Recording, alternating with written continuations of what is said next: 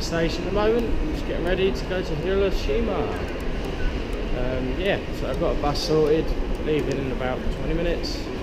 So I'm gonna go and get to the bus now. Basically just been sorting out a video, uploaded the video last night, which I was happy about.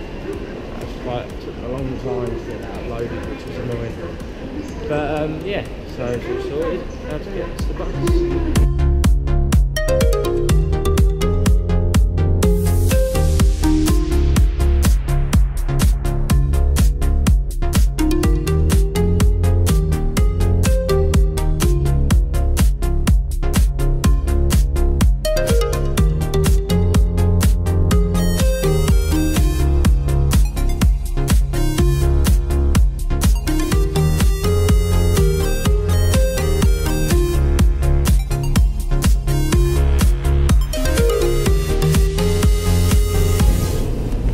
Hiroshima. I've walked up and down this road about 5 times now trying to get my bearings. My phone didn't know exactly where I was and it kept saying I was going in the wrong direction. I figured out that I need to turn left at this junction down there. Probably be wrong. Most likely wrong.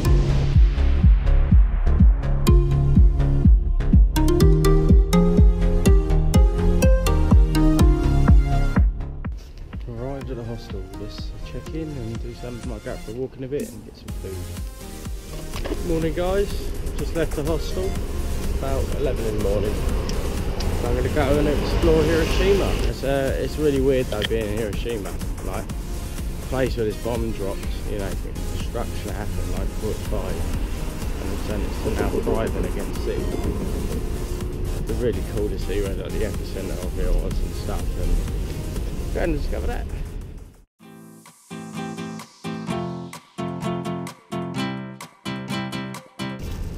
I've just got to the dome where one of the nuclear blasts pretty much detonated above it. It's one of the reasons why this building never collapsed, was because the shock wave was downwards rather than sideways. With a nuclear blast, you know, it's such a strong force that like when you get it bombarded down, and you know, it's usually would knock everything that's apart. Where this was pretty much right underneath the blast. All the shock went downwards and just blasted the roof through. It's really weird to look at. It's you do get that sense of what happened here once upon a time. You know the devastations that be right where the bomb went off. It's just strange. Everything changes.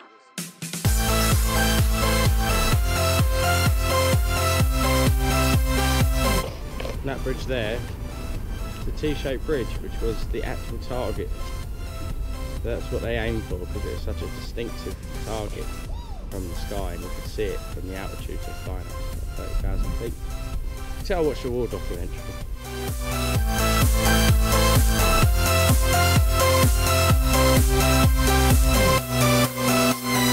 Life.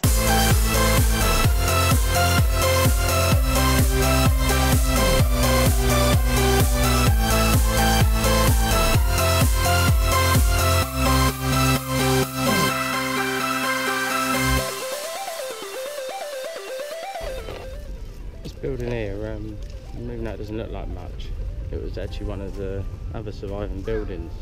There's a few, but I think a bunch of them were knocked down, but this one survived.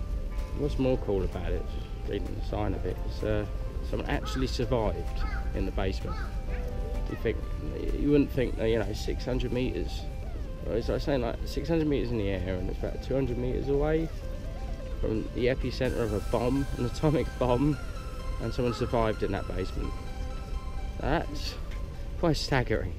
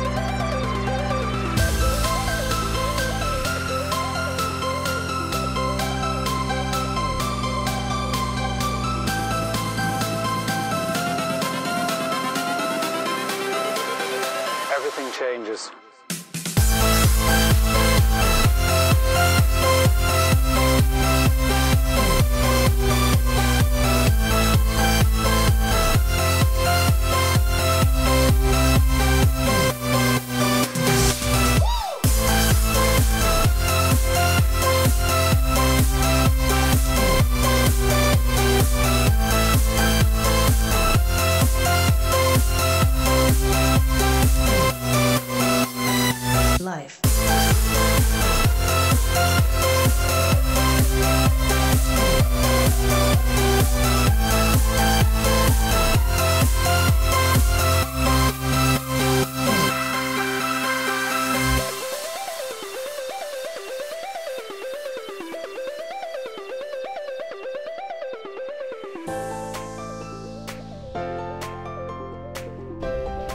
I always wonder in those tour groups how many of them actually paid, because I could have quite easily just straddled along with that group. I mean, if I wasn't wearing a big orange top, I could have. It's like, I wonder how many people just like plod along with it and keep that sort of distance where you still can hear the guy talk, but it doesn't look like you're quite with the group. I bet he started off with like 5 people or something, this massive group, and he's like, pretty sure this isn't as much money as I thought I was earning. Oh, that's out of curiosity. Probably no one, probably just me to fucking bob along with it. Anyway, we're gonna have a look, see if there's see how expensive this museum is.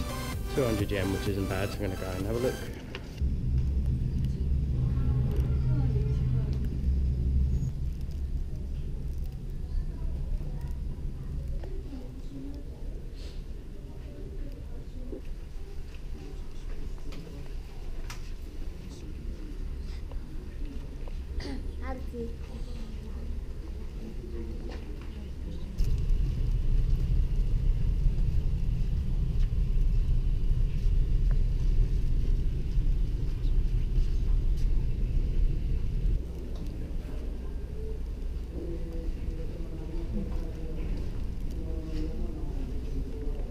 Come outside of the museum, and that is totally worth going. It's literally just down south of the dome building. It's 200 yen, you can go in and it's amazing. It's really shocking. I mean, it's not for kids, like, but you know, it's clothes all the victims of people that died and shows you what devastation that bomb done. And I keep burping today. But then it goes into talking about the Cold War and stuff and the threats that posed, and you think the devastation happened to this city and how many people died, and then they made things like the hydrogen bomb, which is something like ridiculous times more power. It's like 13,000 times more power. I don't know, I'm probably completely off, I totally forgot what it was, but it's something ridiculous how much more powerful it was. And you think like you know, it's scary. It's scary what the humans have been, or us humans been to, or what we've done to each other, or what we could have done to each other. I do think what we have now is far superior than what we have had in the last 19th century. And yeah, we do have the problems in the Middle East. We do have our problems, and there will be. I think there will be for at least another few hundred years. There'll be problems. You know, those countries that are developing and they're going through similar phases to what the westernized countries went through many hundreds of years ago.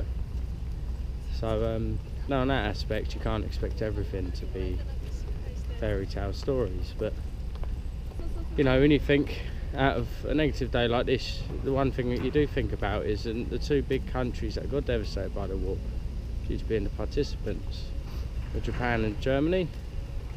Also some of the most powerful countries there are in the world now, and probably some of the most peaceful countries there are in the world now. You know, the mentality in Japan is just so different to what back then, all due to a leader, and that's what it is. And it's a lot to do with brainwashing. You look at places like North Korea, where you know, you have a president that brainwashes its citizens. It's nothing to do with the people. You can have loads and loads of lovely people, but if they're brought up the wrong way, then they're brought up to believe the wrong things. So, you know, like I was saying earlier, from every negative there's a positive, and I think that's the positive. It's the strength of this country, along with the strength of Germany, and you know, and all the other countries involved. The devastations that happened, they have rebuilt, moved forward, and become greater countries. So anyway, I'm going to go back to a modern day civilization. I'm going to have a walk around a few shops.